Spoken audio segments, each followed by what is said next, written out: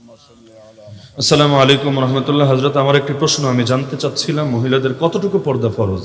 অনেকে বলে যে মাথার চুল থেকে নিয়ে পায়ের নিচ পর্যন্ত, আবার কেউ কেউ বলে মুখ খুলে রাখলে তাতে কোনো সমস্যা নেই। এই বিষয়টা আমার কাছে অস্পষ্ট, যদি আপনি আমাকে দয়া করে স্পষ্ট করে দিতেন তাহলে উপকৃত হতাম। তাফসিরে মারিফুল কোরআনে সূরা নূরের আয়াত ইউদনিনা আলাইহিন্না মিন জালাবিবিহিন, এই আয়াতের অধীনে এই বিষয়ক লম্বা চওড়া আলোচনা পেয়ে যাবেন। মূল খটকাটা হলো চেহারা নিয়ে, মূল খটকাটা চেহারা নিয়ে। আর আমাদের দেশে কিছু হুজুর, বুঝে হোক না বুঝে হোক, তারা চেহারা পর্দার অংশ নেই ফতোয়াটা বলে খুব বেশি মজা পায়। দুদিন পর পর এই আলোচনা সমাজে ছড়িয়ে যায়। যদিও যারা ফতোয়া দেয় তাদের বউর চেহারা জীবনে দেখবেন না, মানে ফতোয়া যাই দেখ, কিন্তু নিজের বউরে ঠিকই পর্দায় রাখবে, তবে অন্যদের বউয়ের চেহারা খোলানোর ব্যবস্থা করবে। এমনি তো ফিতনার জামানা, মহিলারা অনেকে হয়ে আছে না চুন্না বুড়ি, তার উপর যদি পরে ঢোলের বাড়ি, এমনি পর্দায় রাখা যায় না। আর যদি ফতোয়া পেয়ে যায় যে চেহারা মোবারক পর্দার অংশ না, আর লাগে কি? আচ্ছা, আমার একটা কথা বলেন, ওই কোরআন এবং হাদিসের লম্বা দলিলের আলোচনায় না গেলাম, আমাকে শুধু দুইটা প্রশ্নের জবাব দেন। এক নম্বর প্রশ্ন, চেহারা মোবারককে যদি খোলা রাখা যায়, যে চেহারা হলো সৌন্দর্যের আধার, সৌন্দর্যের মূল পাত্র, এবং চেহারা তো শুধু নর্মাল ভাবে খোলা রাখে তা না, সাজুগুজু তো থাকেই। এমনকি লিপস্টিক বলেন, চেহারার মধ্যে ময়দা সুন্দরী, আটা সুন্দরী হওয়ার জন্য যা কিছু লাগে, ভ্রু প্লাক, দাঁত সাইজ করা, এগুলো তো থাকেই। আচ্ছা, আমার এটা বুঝান যে যদি চেহারাই খোলা রাখা যায়, তাহলে হাত ঢাকার কি ফজিলত আছে, চুল ঢাকার কি ফজিলত আছে, পা ঢাকার কি ফজিলত আছে? চেহারা দেখে যে ফিতনায় পড়বে না, চেহারা দেখে যে ফিতনায় পড়বে না, ও খালি হাত দেখেই ফিতনায় পড়বে, ও খালি চুল দেখেই ফিতনায় পড়বে, ও খালি পা দেখেই ফিতনায় পড়বে, এইটা তো কিছুতেই বুঝে ধরে না। কারণ চেহারা হলো মূল জিনিস। বিয়ে করতে গেলে ও খালি হাত পা দেখে না, চেহারাটা আগে দেখে, চেহারা মানুষ আগে দেখে। তো যদি বলে না চেহারায় কোনো ফিতনা নাই, তা হাতে পায়ে চুলে শরীরের অধিকাংশ জায়গায় বলবেন ফিতনা নাই, তখন দুদিন পর ফতোয়া হাজির করবে। ওই বড় বড় জিনিসগুলো বাদে বাকি সবই খোলা রাখা যাবে, কোনো সমস্যা না। শুধু যেগুলো আওরাতে গালিজে একেবারে মূল জিনিস, মানে যেগুলো একেবারে নিজের মাহরামের সামনেও লোকে খোলে না, শুধুমাত্র এগুলোই ঢাইকা রাখো, বাকি সব খুলে রাখো। দুই নম্বরে আমারে বলেন, আল্লাহ রাসূল সাল্লাল্লাহু আলাইহি সাল্লাম এত বেশি সতর্ক ছিলেন, অন্ধ সাহাবী ঘরে এসেছেন, তখনও তার স্ত্রীকে ভেতরে চলে যেতে বললেন, এবং তারা যখন বলল ইয়া রাসূলুল্লাহ, সে তো অন্ধ, আমাদেরকে দেখবে না, নবী বললেন, বুঝলাম সে অন্ধ, তোরা কি অন্ধ নাকি? আফা আমিয়াওয়ানি আনতুমা আলাস্তুমা তুবসিরানিহি, তোরা কি দেখতে পাচ্ছিস না? আচ্ছা, রাসূলের স্ত্রী মুমিনের মা, মুমিনের মা, তো মুমিনের মা দেখবে তার সন্তানকে, এতে পর্যন্ত রাসূল নিষেধ করে দিচ্ছে, অথচ রাসূলের কোন স্ত্রীকে কোন উম্মত বিয়ে করতে পারে না, হারাম। রাসূলের স্ত্রী রাসূলের জন্য খাস, রাসূলের ওফাতের পরও কেউ বিয়ে করতে পারবে না। তারা দুনিয়াতে রাসূলের স্ত্রী, আখিরাতে রাসূলের স্ত্রী। তাদের ব্যাপারে যদি নবী এত সতর্ক থাকেন, বলবেন না হুজুর এটা বিচ্ছিন্ন ঘটনা, এমনি একটা হাদিস না, কত দলিল লাগবে? আল্লাহ রাসূল গাড়িতে চড়েছেন, এই যুগের গাড়ি না, ওই ঘোড়ার গাড়ি, গরুর গাড়ি। এখন গাড়ি যিনি চালাচ্ছেন তার নাম সাহাবী আনজাসা রাদিয়াল্লাহু আনহু। কি নাম? আনজাসা রাদিয়াল্লাহু আনহু। তিনি গাড়িও চালাচ্ছেন, গুনগুন করে গজলও গাচ্ছেন, কারণ কষ্টের কাজ করার সময় একটু গুনগুন করে গাইলে শরীরটা হালকা লাগে, কাজটা সহজ হয়। গুনগুন করে গাচ্ছেন, রাসূল পেছন থেকে ধমক দিয়ে থামিয়ে দিলেন, রুয়াইদাকা ইয়া আনজাসা রিফকাম বিল কওয়ারির লা তাকসিরিল কওয়ারির। আনজাসা, চুপ করো, কাঁচ ভেঙে ফেলো না, কাঁচের প্রতি নম্রতা প্রদর্শন করো। বলবেন কাঁচ আসলো কোত্থেকে? আরে কাঁচ মানি নারীর অন্তরকে রাসূল উদাহরণ দিয়েছেন কাঁচের সাথে। নারী অন্তর নরম না শক্ত? অনেক নরম। তো তুমি গান গেও না, না হলে তার অন্তরে ওয়াসওয়াসা ঢুকলেও ঢুকতে পারে। তা আল্লাহর রাসূল যদি নিজের স্ত্রী, যার চাইতে পবিত্র নারী গোটা বাংলাদেশ কেন গোটা দুনিয়া মিলিয়েও কারো মধ্যে খুঁজে পাবেন না, যারা মুমিনদের মা, তাদের ব্যাপারে খালি কণ্ঠ শুনতে এত সতর্ক থাকে, তাহলে বাকিটার ব্যাপারে আপনি কি বলবেন? এমনকি সূরা নূর খুললে দেখবেন আল্লাহ বলে দিয়েছেন, মুমিন পুরুষদেরকে বলেন যেন দৃষ্টি নত রাখে এবং লজ্জাস্থানকে হেফাজত করে। মুমিন নারীদেরকে বলেন দৃষ্টি যাতে নত রাখে, লজ্জাস্থানকে যাতে হেফাজত করে। তাহলে দৃষ্টি নত রাখবে কিসের থেকে? আরে দৃষ্টি যদি নত রাখাই কোরআনের আদেশ হয়ে থাকে, তার মানে কি? যাতে করে নারীর দিকে নজর নাই যায়। আর সেখানে আপনি এমন এক সমাজ যেখানে অধিকাংশ ছেলেকে নিয়ন্ত্রণ করা যায় না, তাদের সামনে চেহারা খোলা রাখার ফজিলত বয়ান করে দিবেন, বাকি পরিণতি কি হবে এটাও তো আপনাকে ভাবতে হবে। হ্যাঁ, আমি দায়িত্ববোধের সাথে বলছি, ওই সমাজে নারী চেহারা খুলেও চলতে পারবে যেই সমাজের প্রতিটা পুরুষ এই আয়াতের উপর আমল করবে। মানে বুঝতে পারছেন? একেবারে চেহারা খুলে বের হলো, ভুলেও তাকাবে না, চোখের কোনাও যাবে না, বখাটে তো নাই সমাজে। এরকম যদি কোনো সমাজ কোনোদিন গড়তে পারেন, চলুক না। যেমন কিয়ামতের দিন সবাই ল্যাংটা থাকবে। এই হাদিস যখন নবী শুনলেন, আম্মা জান অবাক, আয়েশা রাদিয়াল্লাহু আনহা বলছেন, ইয়া রাসূলুল্লাহ কি বলেন? তাহলে ছেলেরা মেয়েদেরটা দেখে ফেলবে, মেয়েরা ছেলেদেরটা দেখে ফেলবে।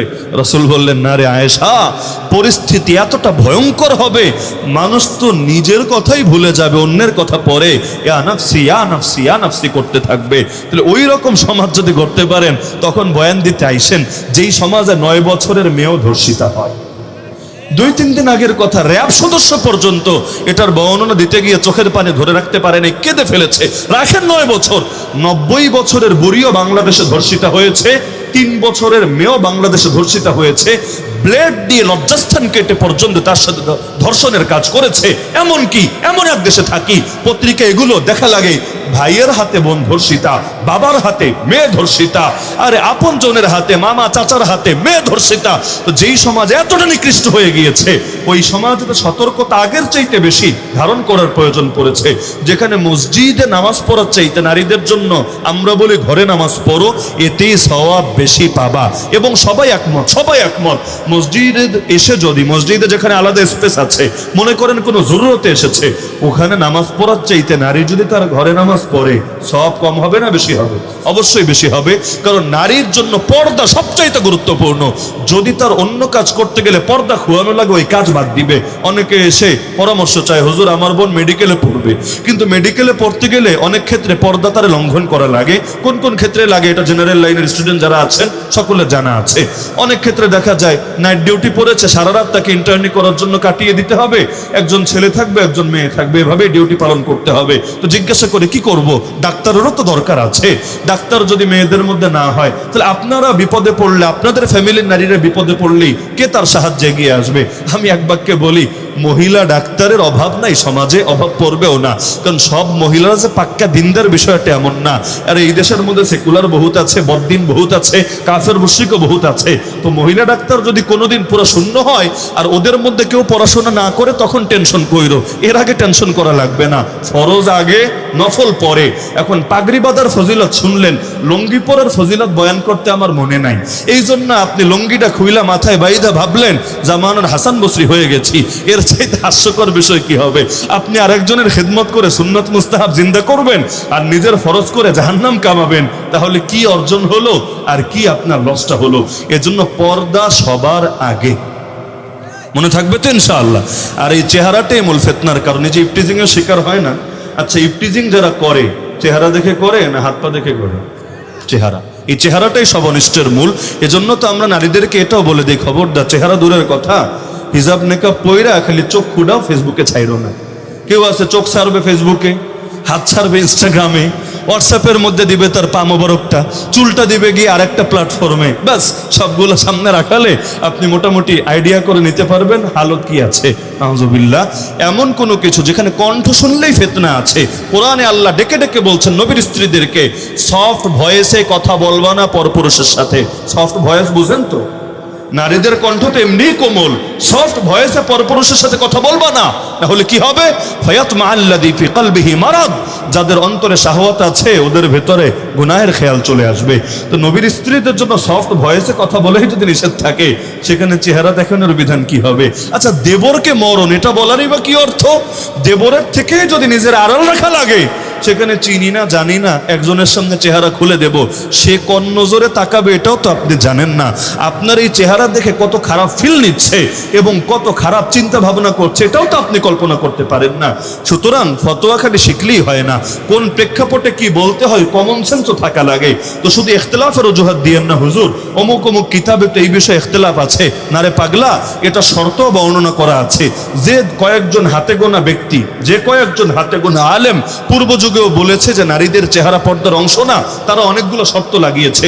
1 নম্বর লাগিয়েছে যদি ফিতনার আশঙ্কা না থাকে, 2 নম্বর লাগিয়েছে চেহারায় কোনো মেকআপ থাকতে পারবে না, আলাদা কোনো সৌন্দর্য থাকতে পারবে না, ভ্রু বলেন অথবা ঠোঁট বলেন অথবা গাল মুখ কোনো কিছুকে আলাদা সজ্জিত করতে পারবে না, স্বাভাবিক। তো এইরকম যে শর্তগুলো তারা দিয়েছেন, সবগুলো আমি টানছি না, ওই শর্তগুলো বাংলাদেশে আপনি জীবনে খুঁজে পাবেন না। তো শর্ত না পাওয়া গেলে বিধান থাকে কেমনি? উযু নাই, তায়াম্মুম নাই, নামাজ পড়বেন কেমনে? ইযা ফাতা শারত ফাতাল মাশরুত, শর্ত না পাওয়া গেলে বিধানও থাকে না, বিধানও চেঞ্জ হয়ে যায়। সুতরাং এই দেশে এই শর্তগুলো আপনি মিলাতে পারবেন না। আর অধিকাংশ আলেমরা যেহেতু এ ব্যাপারে চেহারা পর্দার অংশ এ কথাই বলেছেন যে আয়াত আমি বললাম ইউদনিন আলাইহিন্না মিন জালাবিবিহিন, এর আলোকে, সুতরাং এটা নিয়ে অন্তরে কোনো দ্বিধা রাখবেন না। তবে তাফসিরে মারিফুল কোরআন নাম শোনেন নাই? বড়টা 8 খণ্ডের যেটা, একটা শর্ট ভার্সন পাওয়া যায় ওটা না, 8 খণ্ডের যেটা, ওখানে আমার অনুরোধ থাকবে মা বোনেরা এবং যে ভাইয়েরাও আছেন, সূরা নূরের পারলে পুরো তাফসিরটা পড়ে ফেলেন। একটা সূরা, 114টার মধ্যে মাত্র একটা সূরা, খুব বেশি কষ্ট হবে না। পুরো সূরা নূরের তাফসির পড়ে ফেলেন। পর্দার ব্যাপারে যত কিছু শিক্ষা লাগে মৌলিক ধারণা চলে আসবে ইনশাআল্লাহ।